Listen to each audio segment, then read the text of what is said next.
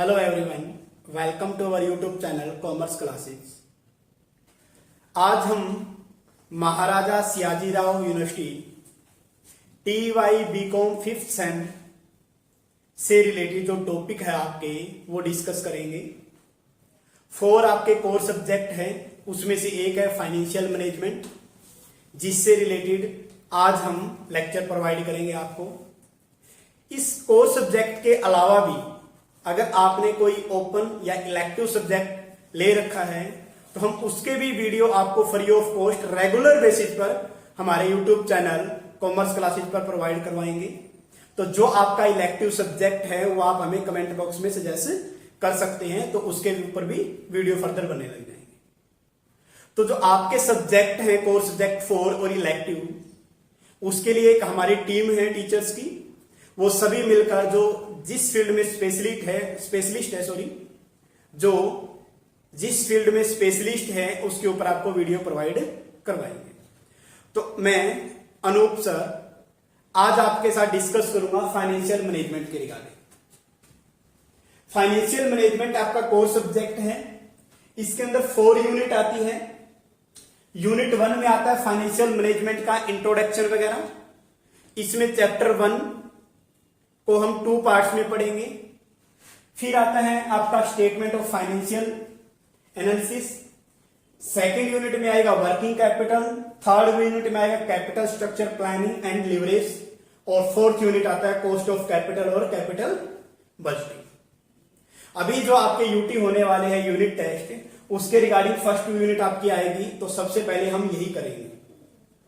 तो आज हम डिस्कस करते हैं फाइनेंशियल मैनेजमेंट होता क्या है, इसकी इंपॉर्टेंस, स्कोप और कोर कंसेप्ट से रिलेटेड हम बात करते हैं। आइए करते हैं start. Financial management chapter 1। Financial management क्या होता है?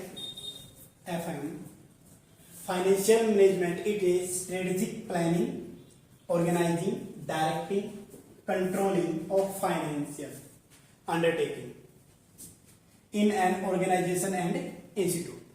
किसी भी ऑर्गेनाइजेशन या इंस्टीट्यूट के अंदर फाइनेंस का कैसे आप फाइनेंस के रिगार्डिंग आप प्लानिंग करते हो, उसको ऑर्गेनाइज करते हो या उसको कंट्रोल करते हो, वो सब हम पढ़ते हैं फाइनेंशियल मैनेजमेंट के अंदर। फाइनेंस किसी भी बिजनेस की नीड, बेसिक नीड आप बोल सकते हो कि फाइनेंस ही होता है। किसी बिजनेस की सक्सेस या फेलियर उसके फाइनेंस पे डिपेंड करती है। और एक फाइनेंशियल जो मैनेजर होता है उसका काम होता है कि बिजनेस में कहां से तो पैसा लेके आए और कहां पर उसका यूज करें। एक फाइनेंशियल मैनेजर एक बिजनेस के अंदर पैसा लेके आता है, जिसको हम बोलते हैं प्रोक्योरमेंट ऑफ फंड, और उसका यूज ऑप्टिमम यूज होना चाहिए, तो यूजेज ऑफ फंड ये हम करते हैं। तो फाइनेंशियल मैनेजर एक्वाइजिशन ऑफ फंड और यूजेज ऑफ फंड के रिगार्डिंग उसके माइंड में क्लियर कट आइडिया होना चाहिए कि वो इस तरीके से इस फंड का यूज करेगा कि एक बिजनेस की प्रॉफिटेबिलिटी क्या हो, मैक्सिमम हो। तो आज के जो अपने कंसेप्ट है, 3 कंसेप्ट हम करने वाले हैं इस लेक्चर में। एक तो importance of financial management, scope of financial management, core या एक्सियम ऑफ फाइनेंशियल मैनेजमेंट के रिगार्डिंग। तो let's start importance of financial management. First one आता है फाइनेंशियल प्लानिंग, कि एक बिजनेस के अंदर कितने पैसे की रिक्वायरमेंट है उसके रिगार्डिंग आपको क्या करना पड़ता है, प्लानिंग करनी पड़ती है। तो फाइनेंशियल प्लानिंग के लिए फाइनेंशियल मैनेजर अहम रोल अदा करता है। तो फाइनेंशियल प्लानिंग किसी भी बिजनेस के या एंटरप्राइज के प्रमोशन के लिए भी जरूरी होता है। ठीक है ना?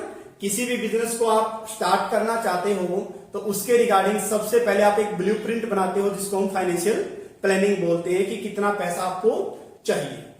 नेक्स्ट वन आता है एक्वाइजिशन of fund. एक्वाइजिशन of fund means कहां से पैसा कलेक्ट करके लेके आएगा एक फाइनेंशियल मैनेजर बिजनेस के अंदर। जो वो पैसा कलेक्ट करके लेके आएगा उसकी कॉस्ट मिनिमम होनी चाहिए, क्योंकि अगर कॉस्ट ज्यादा होगी तो कोई उसकी इफेक्टिवनेस कम हो जाएगी, यानी कि प्रॉफिटेबिलिटी आपकी कम हो जाएगी। तो इसलिए एक्वाइजिशन ऑफ फंड, इसके रिगार्डिंग फाइनेंशियल मैनेजर क्या करते हैं, अलग अलग जगह से अलग अलग सोर्स से पैसा कलेक्ट करता है। लाइक इक्विटी शेयर से पैसा कलेक्ट कर सकता है, डिवेंचर होल्डर से पैसा कलेक्ट कर सकता है। तो इसके रिगार्डिंग ये जो पैसा कलेक्ट करता है तो ये देखता है कि इनकी कॉस्ट क्या होगी, ठीक है ना। कॉस्ट मींस आप कहीं से पैसा लेके आते हो तो उसको रिटर्न में देना पड़ता है। एक तो प्रिंसिपल प्लस में उसका इंटरेस्ट आप बोल सकते हो, तो देना पड़ता है, उसको हम बोलते हैं क्या, कॉस्ट हम बोलते हैं। नेक्स्ट वन आता है प्रॉपर यूज ऑफ फंड। सिर्फ पैसे को कलेक्ट करना ही फाइनेंशियल मैनेजर की ड्यूटी नहीं है, बल्कि उसका प्रॉपर यूटिलाइजेशन या एलोकेशन ऑफ फंड भी मायने रखता है। यूटिलाइजेशन इस तरीके से करना चाहिए जिससे कॉस्ट तो कम आए और फर्म की वैल्यू ज्यादा हो। कॉस्ट क्या हो, कम हो, और फर्म की वैल्यू क्या हो, ज्यादा हो। तो इसका प्रॉपर यूटिलाइजेशन ऑफ फंड के रिगार्डिंग हम पढ़ते हैं। फिर आता है फाइनेंशियल डिसीजन। फाइनेंशियल मैनेजर आपके 4 तरह के डिसीजन लेता है। पहला आता है इन्वेस्टमेंट डिसीजन, सेकंड वन आता है आपका फाइनेंशियल डिसीजन, फिर आता है आपका डिविडेंड डिसीजन, और फिर आता है लिक्विडिटी डिसीजन। तो फाइनेंशियल डिसीजन यानी कि पैसा बिजनेस के अंदर कहां से आएगा, किस डिपार्टमेंट को कितना पैसा एलोकेट करना है, ये एक क्रूशियल कंसेप्ट आप बोल सकते हो। तो फाइनेंशियल डिसीजन अहम रोल अदा करता है। क्यों? क्योंकि फाइनेंस के ऊपर ही बेस है सारे अदर फंक्शंस, लाइक आपका मार्केटिंग हो गया, इसके अलावा प्रोडक्शन हो गया, ठीक है, या फिर आपका एचआरडी हो गया, ह्यूमन रिसोर्स डेवलपमेंट, ये सारे के सारे फाइनेंशियल डिसीजन से ही रिलेटेड होते हैं। तो फाइनेंशियल मैनेजमेंट के अंदर एक फाइनेंशियल जो मैनेजर होता है उसका काम होता है फाइनेंशियल डिसीजन लेना। नेक्स्ट वन आता है इंप्रूव प्रॉफिटेबिलिटी, कि फाइनेंशियल मैनेजर जो भी डिसीजन लेगा उसका इफेक्ट क्या होना चाहिए, फर्म की प्रॉफिटेबिलिटी इंक्रीज होनी चाहिए। देखो, अगर आपने सभी डिसीजन अच्छे से लिए, यानी कि फाइनेंशियल मैनेजर ने सारे डिसीजन बहुत अच्छे से लिए हैं, लेकिन वो प्रॉफिट अर्न नहीं कर रहा, तो प्रॉफिट अर्न ही नहीं करेगा, खासकर लॉन्ग रन के अंदर भी अगर वो प्रॉफिट अर्न नहीं करेगा तो बिजनेस सस्टेन नहीं कर पाएगा। तो इसके रिगार्डिंग प्रॉफिटेबिलिटी को बढ़ाना भी फाइनेंशियल मैनेजर की ड्यूटी होती है। तो प्रॉफिटेबिलिटी को कैसे इंक्रीज कर सकते हैं, उसके रिगार्डिंग वो टेक्निक यूज कर सकता है कि जो बिजनेस के अंदर पैसा आ रहा है, यानी कि आप बोल सकते हो कि एप्लीकेशन ऑफ फंड कैसे होगा, यानी कि यूजेज ऑफ फंड कैसे होगा, उस पर भी कंट्रोल करना, ठीक है ना। एक्वाइजिशन और प्रॉपर यूज, ये दोनों मेथड आपको अडॉप्ट करने चाहिए प्रॉफिटेबिलिटी को इंप्रूव करने के लिए। नेक्स्ट वन आता है फिर आपका increase the value of firm, कि फर्म की वैल्यू कैसे इंक्रीज की जा सकती है। फर्म की वैल्यू कब बढ़ेगी, जब आप ऐसी जगह इन्वेस्टमेंट करोगे जहां से प्रॉफिट ज्यादा होगा। प्रॉफिट ज्यादा कब होगा, जितनी कॉस्ट है उससे ज्यादा अगर वो प्रोजेक्ट रिटर्न देता आपको, ठीक है ना। प्रॉफिट ज्यादा होगा जिससे शेयर की value, market price of share high होगा, और जिसके कारण शेयर होल्डर की वेल्थ इंक्रीज होगी। और शेयर होल्डर की वेल्थ इंक्रीज होने का मतलब ही होता है क्या, फर्म की वैल्यू का बढ़ना। यानी कि फाइनेंशियल मैनेजमेंट का एक इंपॉर्टेंट पार्ट ये है कि फाइनेंशियल मैनेजर फर्म की वैल्यू कैसे इंक्रीज कर सकता है, इसके रिगार्डिंग डिसीजन लेता है। नेक्स्ट वन आता है फिर प्रमोटिंग सेविंग। देखो, सेविंग कौन करेगा, जिस बिजनेस में मैक्सिमम प्रॉफिट होगा। अगर प्रॉफिट ही नहीं होगा तो सेविंग ही नहीं होगी। तो अगर प्रॉफिट है, मैक्सिमम प्रॉफिट जो भी बिजनेस अर्न करता है वही सेविंग कर पाता है। तो सेविंग को मोबिलाइज करने का काम, यानी कि सेविंग ना तो आपके बिजनेस में एक्स्ट्रा कैश पड़ा रहे और ना ही कैश की शॉर्टेज हो, तो एक प्रॉपर तरीके से चैनलाइज करना, मोबिलाइज करना सेविंग को, वो काम भी किसका होता है, आपका फाइनेंशियल मैनेजमेंट में हम पढ़ते हैं, फाइनेंशियल मैनेजर का होता है। तो फाइनेंशियल मैनेजमेंट में इंपॉर्टेंस क्या क्या है इसकी, या इंपॉर्टेंस ऑफ फाइनेंशियल मैनेजमेंट क्या क्या है, लेट्स स्टार्ट करते हैं फिर से रिवीजन। फाइनेंशियल प्लानिंग करना इंपॉर्टेंस आता है इसका, एक्वाइजिशन ऑफ फंड और यूटिलाइजेशन ऑफ फंड, इन दोनों का आप साथ याद कर सकते हो। फिर फाइनेंशियल डिसीजन, फाइनेंशियल मैनेजर का एम होता है फाइनेंशियल डिसीजन लेना। फिर प्रॉफिटेबिलिटी को बढ़ाना, प्रॉफिटेबिलिटी बढ़ेगी तो क्या होगा, फर्म की वैल्यू बढ़ेगी। तो फिफ्थ और सिक्स पॉइंट को आप यहां से इकट्ठा याद कर सकते हो। और फिर होता है सेविंग को प्रमोट करना। ये था आपका importance of financial management. Next आता है आपका स्कोप ऑफ फाइनेंशियल मैनेजमेंट, कि फाइनेंशियल मैनेजमेंट का एरिया कितना है, ठीक है ना, इसका स्कोप क्या है। तो फाइनेंशियल मैनेजमेंट आप बोल सकते हो जो ओवरऑल मैनेजमेंट होती है उसमें सबसे ज्यादा रोल फाइनेंशियल मैनेजमेंट का होता है, क्योंकि हर डिपार्टमेंट को अपनी नीड फुलफिल करने के लिए फाइनेंस चाहिए और वो फाइनेंस उसको मिलता है फाइनेंशियल मैनेजर से कंसल्ट करके। लाइक प्रोडक्शन डिपार्टमेंट, प्रॉफिट कब बढ़ेगा, जब प्रोडक्शन बढ़ेगा। और प्रोडक्शन के अंदर हम इंक्लूड करते हैं लाइक रॉ मटेरियल परचेज करना, वेजेस देना, ठीक है ना, ये हम किसके अंदर इंक्लूड करते हैं, प्रोडक्शन के अंदर। इसके अलावा मशीनरी परचेज करना, मशीनरी को रिप्लेस करना या फिर उसकी कैपेसिटी को इंक्रीज करना मशीनरी की, वो सारा का सारा प्रोडक्शन डिपार्टमेंट के अंदर आ जाता है। अब इन सब चीजों के लिए पैसा चाहिए, तो फाइनेंशियल जो मैनेजर होता है वो जितना फाइनेंस बिजनेस के अंदर आया है उसका इस तरीके से यूज करना, इसलिए बोलते हैं ऑप्टिमम यूटिलाइजेशन ऑफ फंड, ठीक है। या आप बोल सकते हो कि proper use of fund. Proper use of fund में क्या है कि प्रोडक्शन डिपार्टमेंट को टोटल फाइनेंस में से कितना पोर्शन देना चाहिए, ये डिपेंड करता है आपका फाइनेंशियल मैनेजर के ऊपर। ऐसा करते टाइम कि फाइनेंशियल मैनेजर जब प्रोडक्शन डिपार्टमेंट को फंड एलोकेट करेगा तो उसको अवेयर रहना चाहिए किस बात से, कि जो ऑपरेटिंग एक्टिविटी चल रही है तो उस हर एक्टिविटी के अंदर कितने फाइनेंस की नीड है। यानी कि एक फाइनेंशियल मैनेजर को आप बोल सकते हो कि प्रोडक्शन की भी नॉलेज होनी चाहिए। नेक्स्ट वन आता है financial management and personal department. Personal department यानी कि ह्यूमन बीइंग से रिलेटेड, कि एक ऑर्गेनाइजेशन के अंदर जो स्टाफिंग की जाती है, जो एम्प्लॉइज को रखा जाता है, उनकी ट्रेनिंग की जाती है, तो उसके रिगार्डिंग कितना फंड एलोकेट करना चाहिए। यानी कि पूरी ऑर्गेनाइजेशन के अंदर कितने एम्प्लॉइज की रिक्वायरमेंट है, कितनों को ट्रेनिंग देनी है, किस डिपार्टमेंट में कितने एम्प्लॉइज रखने चाहिए, कब उनकी छटनी करनी है, ये सारा का सारा जो आपका पर्सनल डिपार्टमेंट होता है ये सारा डिस्कस करता है आपके फाइनेंशियल मैनेजर के साथ, ठीक है ना।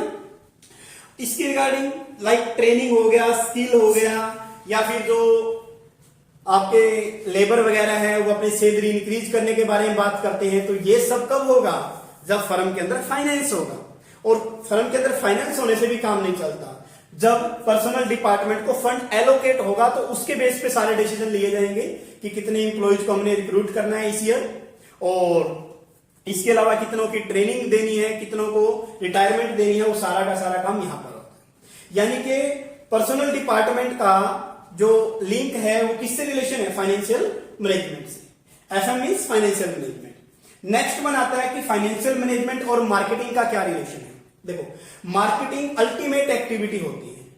अल्टीमेट एक्टिविटी मीन्स आपने गुड्स बना लिया, अब उसको कस्टमर को सेल करना है, ठीक है ना।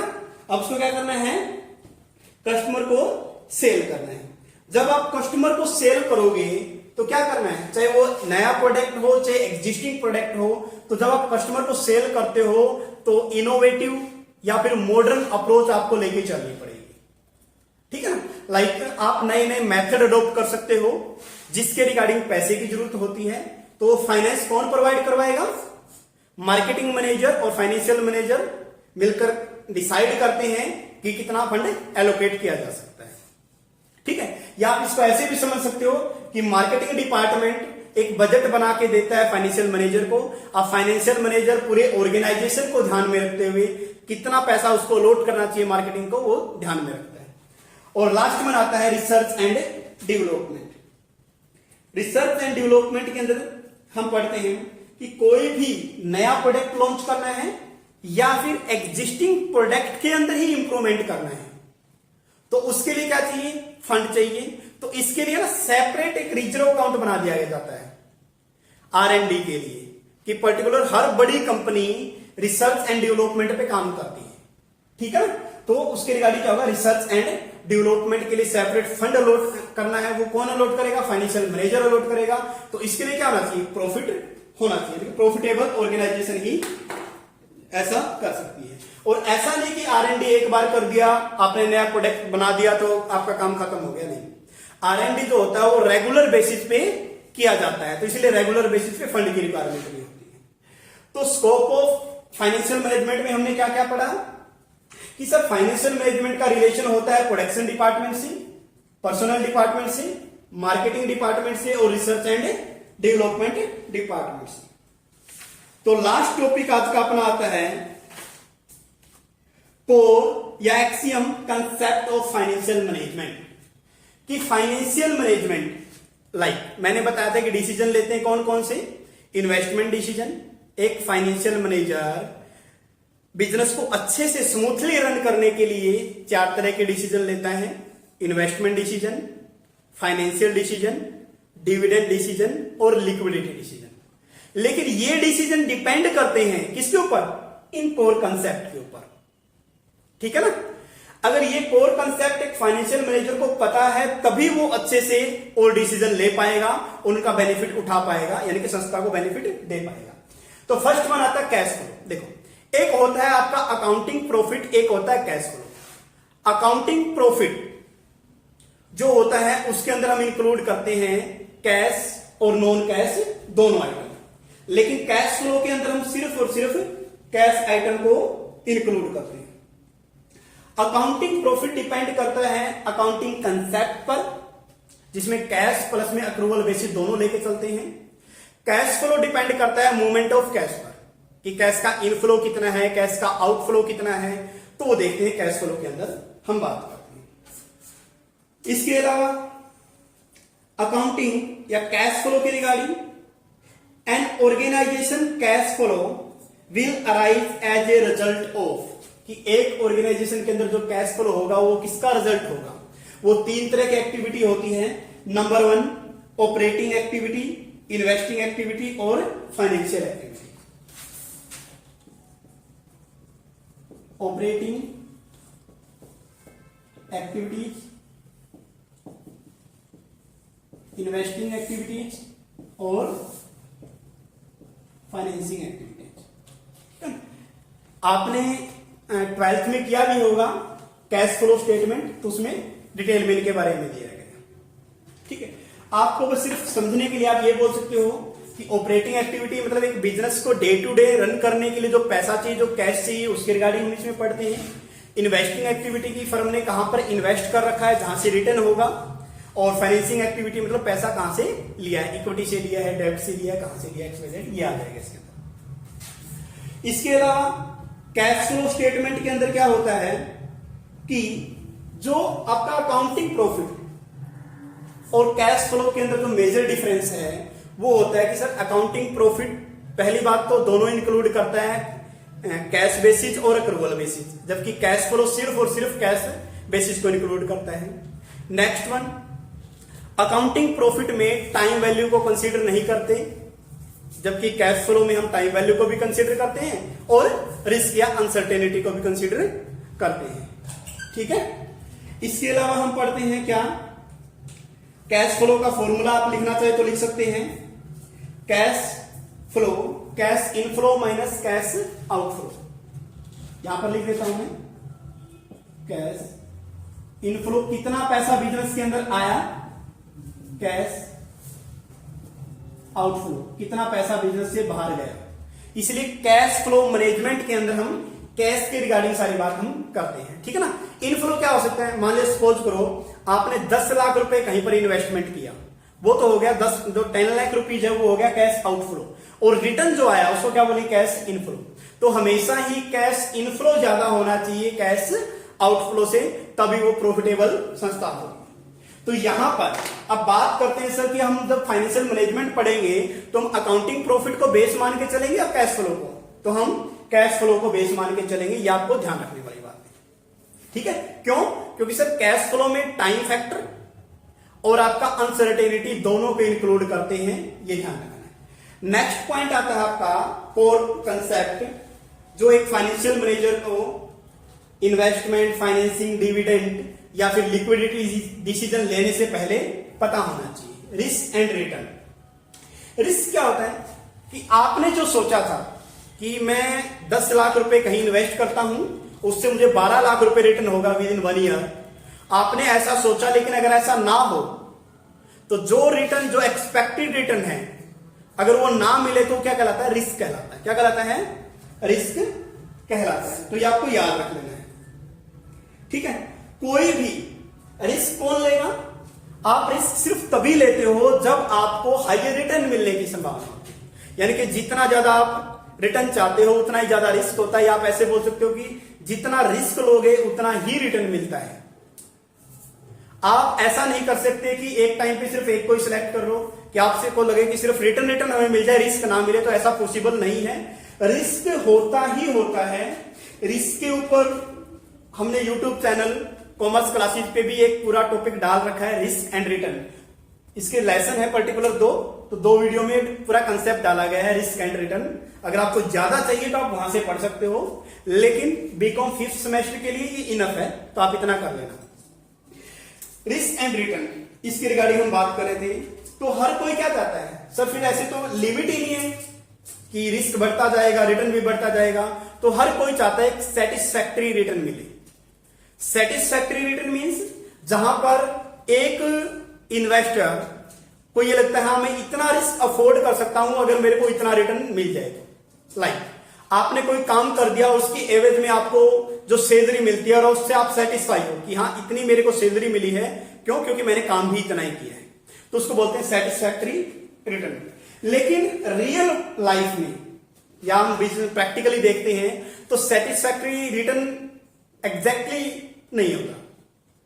जो आपने एक्सपेक्टेड रिटर्न, जो आपने सोचा था कि 10 लाख रुपए लगाएंगे तो 12 लाख रुपए मिलेंगे, जो आपने एक्सपेक्टेड रिटर्न था, एक्चुअल रिटर्न उसके इक्वल भी हो सकता है, उससे ज्यादा भी हो सकता है, उससे कम भी हो सकता है, ठीक है ना।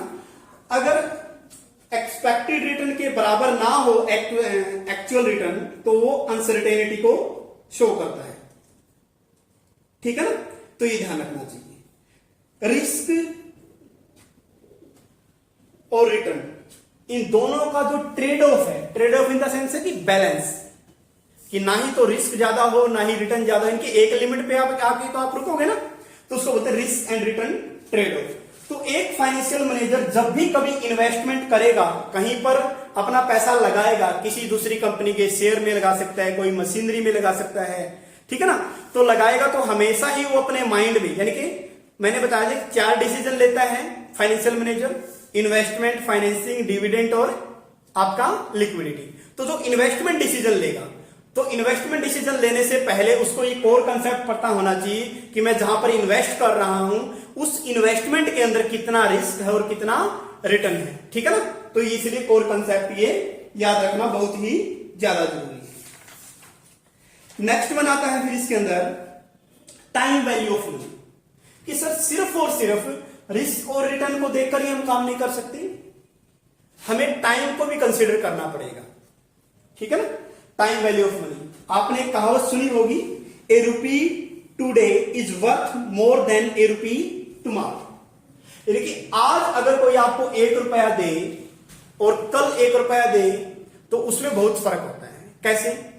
सपोज करो आपको आज 10,000 रुपीज मिल गए, या फिर आपको कोई ये बोले कि आफ्टर 1 ईयर हम आपको 10,000 रुपीज देंगे। दोनों में क्या फर्क है कि अगर आप आज 10,000 रुपीज लेते हो तो उसको कहीं अदर जगह इन्वेस्टमेंट कर सकते हो, जिससे क्या होगा, ऑब्वियसली बात है, रिटर्न मिलेगा, जिससे आपका जो फ्यूचर एक्सपेक्टेड रिटर्न है वो बढ़ जाएगा। यानी कि 1 साल बाद जो पैसा मिलने वाला था वो आपको आज मिल जाएगा, तो आप उस पैसे को कहीं इन्वेस्ट कर दोगे और वहां से आपको रिटर्न मिलेगा। इसलिए बोला जाता है क्या, a rupee today is worth more than a rupee tomorrow. तो ये आपको याद रखना है कि टाइम वैल्यू ऑफ मनी को भी कंसीडर करना है।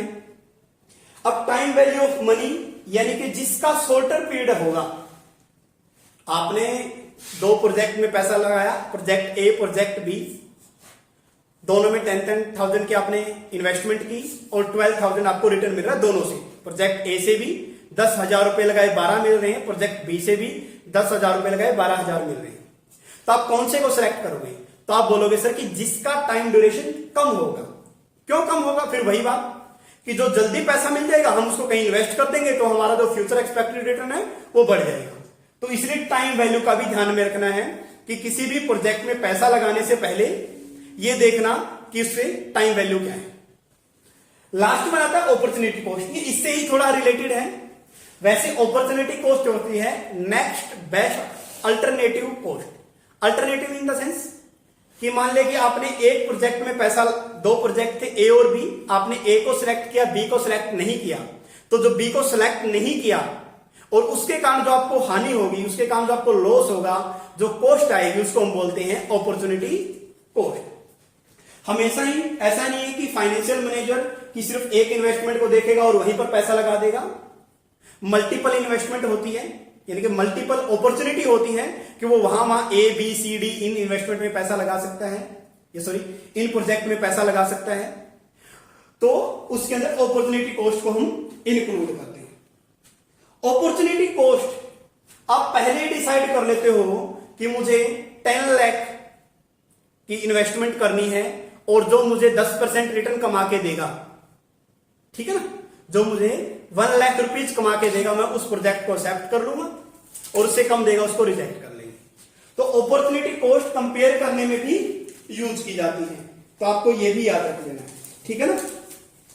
जब भी आप कंपेयर करो एक प्रोजेक्ट का दूसरे प्रोजेक्ट से, तो इसके अंदर हम ना रिस्क को तो मानेंगे कांस्टेंट। क्या मानेंगे? कांस्टेंट। हम ये मानेंगे कि दो प्रोजेक्ट हैं, उन दोनों में रिस्क सेम है। अगर एक प्रोजेक्ट हाइयर रिटर्न दे रहा है तो उसको एक्सेप्ट कर लेंगे, और अगर एक प्रोजेक्ट लोअर रिटर्न दे रहा है तो उसको हम रिजेक्ट कर देंगे। तो ये आपको ध्यान रख लेना है, ठीक है ना। समझ में आ रहा है?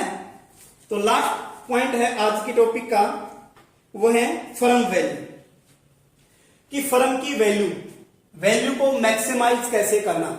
अब ये जो चारों फैक्टर हमने पढ़े हैं या कोर कंसेप्ट हमने पढ़े हैं, cash flow, risk and return, trade off, time value of money और अपॉर्चुनिटी कॉस्ट और फर्म वैल्यू, ये चारों फैक्टर का इफेक्ट पड़ता है किसके ऊपर? फर्म की वैल्यू पर। इन सभी फैक्टर का इफेक्ट किस पे पड़ेगा? फर्म की वैल्यू पर इन सबका इफेक्ट पड़ता है, ठीक है ना। अगर हमें फर्म की वैल्यू बढ़ानी है, फर्म की वैल्यू कब बढ़ेगी? सब जब कैश इनफ्लो ज्यादा हो कैश आउटफ्लो से। ऑब्वियसली बात है कि प्रॉफिट ज्यादा हो, प्रॉफिट ज्यादा होगा तो कोई भी अगर पब्लिक कंपनी है उसकी क्या है? मार्केट प्राइस ज्यादा होगा, यानी कि मार्केट प्राइस ऑफ शेयर क्या होगा? बढ़ेगा। और मार्केट प्राइस ऑफ शेयर बढ़ेगा तो अल्टीमेटली शेयर होल्डर की वेल्थ बढ़ जाएगी, और शेयर होल्डर की वेल्थ बढ़ने का ही मतलब होता है फर्म की वैल्यू का बढ़ना, ठीक है ना। तो एक तो आपको ये याद रख लेना है। तो मार्केट प्राइस को मैक्सिमाइज करना ही फर्म की वैल्यू को बढ़ाना होता है, लेकिन ऐसा नहीं है कि फर्म की वैल्यू शॉर्ट टर्म के लिए बढ़ जाए तो काम चल जाएगा, नहीं। लॉन्ग रन के अंदर भी मार्केट प्राइस का बढ़ना, ठीक है ना, वही फर्म की वैल्यू को डिनोट करता है, खासकर लॉन्ग रन के अंदर हम पढ़ने वाले। इसके अलावा हम बात करते हैं, मैंने बताया कि इन चारों फैक्टर का इफेक्ट फर्म की वैल्यू पर पड़ता है। क्या पड़ता है? देखिए अब इन करके देखते हैं। कैश फ्लो, अगर किसी का कैश फ्लो बढ़ेगा तो फर्म की वैल्यू भी बढ़ेगी। मैं एक साइड लिख रहा हूं कैश फ्लो को, दूसरी साइड लिख रहा हूं फर्म की वैल्यू को। कैश फ्लो बढ़ेगा तो फर्म की वैल्यू बढ़ेगी, ठीक है ना। जितना रिस्क कम होगा उतनी ही फर्म की वैल्यू बढ़ेगी। टाइम वैल्यू जितना कम होगा उतनी ही फर्म की वैल्यू क्या होगी? बढ़ेगी। यह आपको ध्यान रख लेना है। क्या है? टाइम वैल्यू जितना कम, फर्म की वैल्यू उतनी ही ज्यादा। और अपॉर्चुनिटी कॉस्ट के रिगार्डिंग हम बात करते हैं, ठीक है ना। अपॉर्चुनिटी कॉस्ट क्या है? अगर हम रिस्क को सेम माने, अगर हम रिस्क को, दो प्रोजेक्ट हैं और रिस्क को सेम माने, तो जो प्रोजेक्ट हाइयर रिटर्न देगा उसकी फर्म की वैल्यू क्या होगी? हाई। दो प्रोजेक्टों का रिस्क सेम है ना, प्रोजेक्ट ए और बी में रिस्क सेम है। अगर प्रोजेक्ट ए की एक्सपेक्टेड रिटर्न ज्यादा है किससे? प्रोजेक्ट बी से, तो हम प्रोजेक्ट ए को सिलेक्ट कर लेंगे। तो ये लेक्चर आपको कैसा लगा प्लीज हमें कमेंट बॉक्स में जरूर बताएं।